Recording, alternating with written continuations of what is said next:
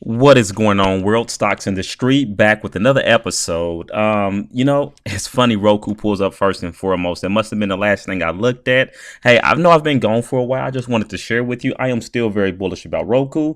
Or I'm at least at a solid hold position. I mean, I think it's been doing well overall. As you can see, the last week or so, it's made a significant climb. Doesn't mean it's going to continue, but I still value, as you can notice in my older videos, I still value Roku at about a $50 per share stock. Anyways, I want to talk about my approach with the S&P 500. I know I've talked a lot about that and the different options through the Robinhood app. VOO, the Vanguard S&P 500 ETF, is my preferred method of choice. And as I've consistently said, I am a firm believer that when it comes to investment, especially for novice investors, take a 90-10 approach.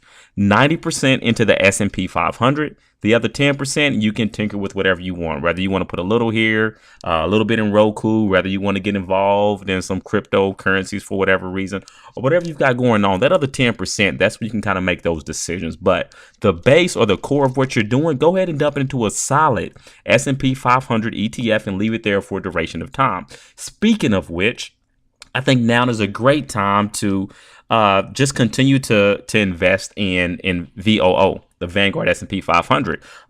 In 2018, the S&P 500 is going to go up 31%. Actually, my prediction is 31.2%.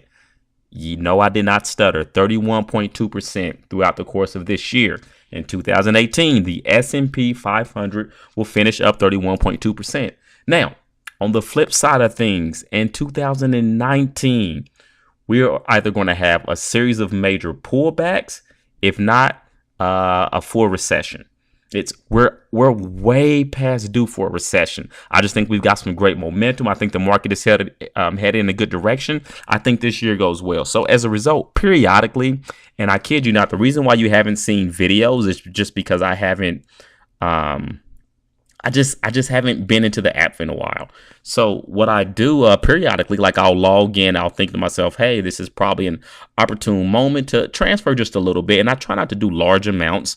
I just try to do an amount where I can go through and purchase a couple more shares. Like I said, I'm slowly but surely liquidating some things as I'm beginning to add more and more to Robinhood over time. There will be some limits on that. In a different video, I'll talk about some of the reasons why. What I like about Robinhood is you can do a $1,000 instant, and I don't have Robinhood Gold, but you can do like a $1,000 instant transfer to Robinhood. So sometimes I'll log in, I'll do that, add a little bit to my value or what I have available to invest, which takes me to what? $1,044. And again, I'm right back in 16 buy. I'm going to place a market order. And you know, I'm okay with 260.12, but I'll just put it in at 260. Oh, scratch that. I said a market order. I'm placing a limit order. Wow. Do not place market orders. Absolutely do not place a market order. So I'm going to put in a limit price of I'm thinking 260. Not that I have a problem with 260.07, but again, throughout the course of the day, it's going to move a bit. It's going to be up a bit, down a bit. It just happens.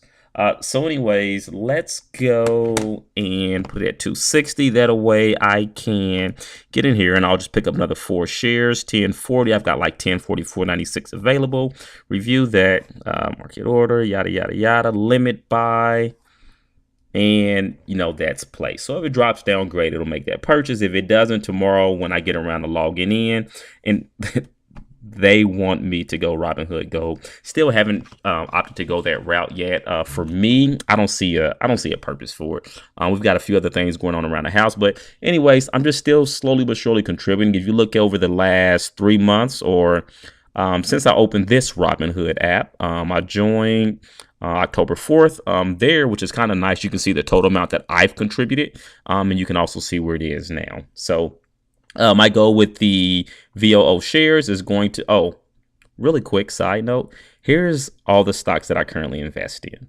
And I wouldn't even consider this Nike thing an investment, which is really funny that it's up to that. I've got like a single share. I think I had like some change in my account, and it was before their last earnings call. And I'm like, why not? So there's like $2.29 made there. But neither here nor there. But ExxonMobil,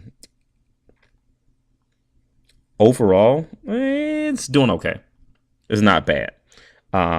Disney, that's those 4 shares of Disney are my daughter's shares. So she takes money she gets for holidays and or for holidays, her birthday, whatever it is, and she opts to invest in different things. I'm not a fan of Disney. I'm not against it. I just, that's her thing. So those 4 shares, those are definitely hers. VOO, those are definitely mine. Like I said, I may be getting. Oh, look at that, it's down, which means I probably just made that purchase. Yep, it's showing 19 shares. Bank of America, it's me. Square, CRM, Salesforce, Roku, Take Two. Still a gamer, avid gamer.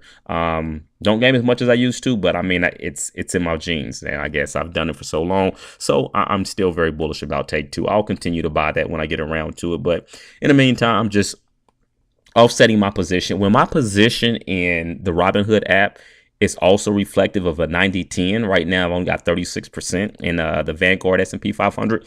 Once I get to the point where it's about 90-10, I'll get back into investing in some other things. But right now, I'm sticking tight. I'm still rolling with Roku and the Vanguard S&P 500 and the other few things that you see there. Not a lot is going to change, so you may not see a ton of videos for me or from me. Anyways, hey, I'm signing out for today. Just wanted to make a quick video reaching out to you and let you know that I am still here.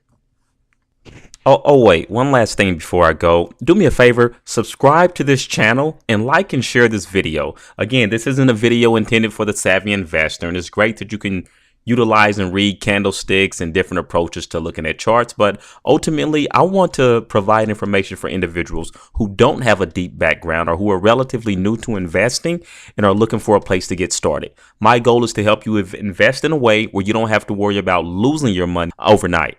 Granted, anything can happen, but I talk about that also in some of the other videos. So again, like I said, subscribe, like, spread the wealth, spread the knowledge. Take care.